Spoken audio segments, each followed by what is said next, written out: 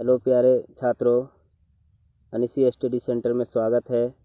आज हम लोग सेट 1 के पार्ट 2 वीडियो में से 25 क्वेश्चन को पढ़ेंगे।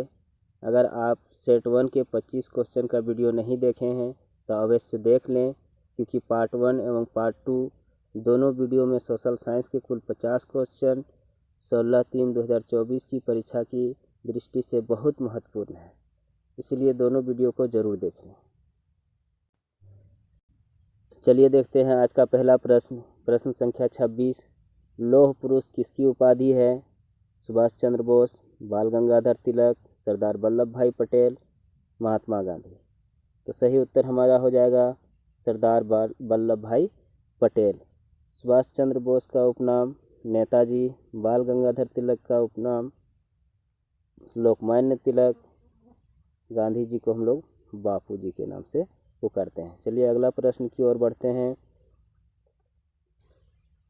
राज्यसभा में अधिकतम सदस्य हो सकते हैं 250, 260, 252, 552। तो सही उत्तर हमारा हो जाएगा 250।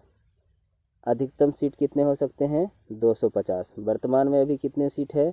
245। राज्यसभा में वर्तमान सीट 245 और लोकसभा में अधिकतम कितने सीट हो सकते हैं? 552। अभी कितने हैं? 545। चलिए अगला प्रश्न की ओर बढ़ते हैं। चाय, कॉफ़ी, रबर किस प्रकार की कृषि फसल है?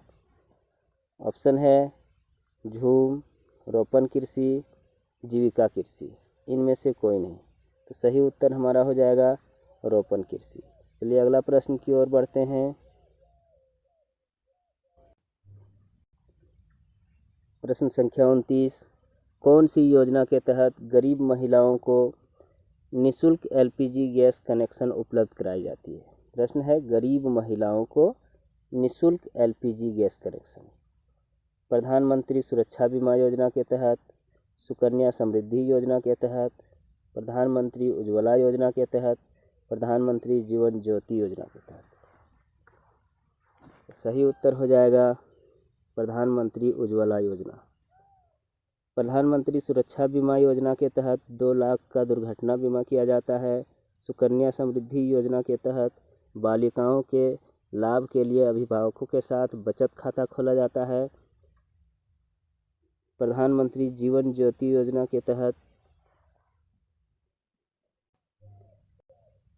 किसी भी कारण से मृत्यु के मामले में 2 लाख रुपए की बीमा की जाती है 436 रुपये प्रीमियम राशि के साथ। तो चलिए अगला प्रश्न देखते हैं। अगला प्रश्न है सुनहरा रेशा किसे कहते हैं? ये छात्रों, वीडियो आप लोग को अगर अच्छा लग रहा होगा तो वीडियो को लाइक, सब्सक्राइब एवं शेयर ज़रूर करें और बेल आइकन को दबा लें ताकि अगला वीडियो आपका नोटिफिकेशन आपको मिल सके। तो अगला प्रश्न हमारा है सुनहरा रेशा किसे कहते हैं? ऑप्शन है जूट, कपास, रेशम, गन्ना। इसका सही उत्तर हो जाएगा जूट। जूट से हम लोग रस्सी, दर्री इत्यादि बनाते हैं। चलिए अगला प्रश्न की ओर चलते हैं। टिस्को किस नदी के तट पर अवस्थित है? TISCO Tata iron and steel company. Option है दामोदर, स्वर्णरेखा, अजय, बराकर। इसका सही उत्तर हो जाएगा स्वर्णरेखा नदी। चलिए अगला प्रश्न की ओर चलते हैं। भारत का सिलिकॉन शहर किसे कहा जाता है? दिल्ली, बेंगलुरु, मुंबई, कोलकाता। इसका सही उत्तर हो जाएगा बेंगलुरु। आईटी सिटी, आईटी उद्योग केंद्र कहाँ है? बेंगलुरु में। चलिए अगला प्रश्न की ओर चलते हैं। झारखंड में तांबा उद्योग कहाँ अवस्थित है? गोमिया में, घाटशिला में, सिंदरी में, धनबाद में। इसका सही उत्तर हमारा हो जाएगा घाटशिला में। तांबा उद्योग केंद्र कहाँ अवस्थित है? घाटशिला में। अगला प्रश्न की ओर चलते हैं। विश्व में दूसरी सबसे बड़ी आबादी किस देश की है? तो दूसरी सबसे बड़ी आबादी किस देश की है पूछा जा रहा है। तो सबसे अधिक आबादी पूरे विश्व में किस देश की है? चीन की। तो दूसरी बड़ी आबादी कौन सी देश की हो जाएगी? तो भारत की। पूरी दुनिया में सबसे अधिक आबादी चीन की है और दूसरा नंबर में भारत है। चलिए अगला प्रश्न की ओर चलते हैं। जनसंख्या परिवर्तन का कारण है, कौन कौन से कारण है जिससे जनसंख्या परिवर्तित होता है? ऑप्शन है जन्म दर, मृत्यु दर, प्रवास, उपयुक्त में से सभी। इसका सही उत्तर हो जाएगा उपयुक्त में से सभी। इन सभी फैक्टरों से जनसंख्या में परिवर्तन होता है। चलिए अगला प्रश्न की ओर चलते हैं। मानव अधिकार दिवस प्रत्येक वर्ष ... को विश्व भर में मनाया जाता है। विश्व भर में मानव अधिकार दिवस किस तिथि को मनाया जाता है? 10 दिसंबर को, 11 दिसंबर को, 12 दिसंबर को, 13 दिसंबर को। सही उत्तर हो जाएगा 10 दिसंबर को। यह घोषणा 10 दिसंबर 1948 को पेरिस में संयुक्त महासभा द्वारा घोषित किया गया था। 10 दिसंबर 1948 से प्रत्येक वर्ष 10 दिसंबर को मानव अधिकार दिवस मनाया जाता है। चलिए अगला प्रश्न की ओर चलते हैं। प्रश्न संख्या 37। भारतीय संविधान के किस भाग में मौलिक अधिकार का वर्णन किया गया है? भाग 2, भाग 3, भाग 4, भाग 5। तो सही उत्तर हो जाएगा भाग 3, आर्टिकल 12 से 35। 12 से 35 में मौलिक अधिकारों का वर्णन किया गया है। भाग 3 आर्टिकल 12 से 35 में मौलिक अधिकारों का वर्णन किया गया है। चलिए अगला प्रश्न की ओर चलते हैं। भारत एक ... देश है। भारत एक कैसा देश है? राजतांत्रिक देश है, लोकतांत्रिक देश है, अलोकतांत्रिक देश है या इनमें से कोई नहीं है? तो इसका सही उत्तर हो जाएगा लोकतांत्रिक देश है। चलिए अगला प्रश्न की ओर बढ़ते हैं। किस अनुच्छेद के अंतर्गत भाषण तथा अभिव्यक्ति की स्वतंत्रता प्रदान की गई है? अनुच्छेद 18, अनुच्छेद 19, अनुच्छेद 21, अनुच्छेद 22।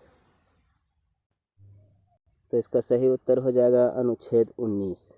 चलिए अगला प्रश्न की ओर बढ़ते हैं। लोकसभा में अनुसूचित जाति के लिए कितनी सीटें आरक्षित है?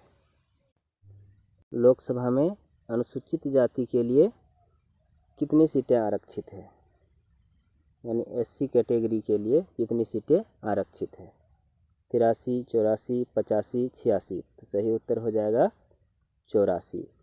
एसटी कैटेगरी के लिए कितने सीटें आरक्षित है? तो 47 सीटें।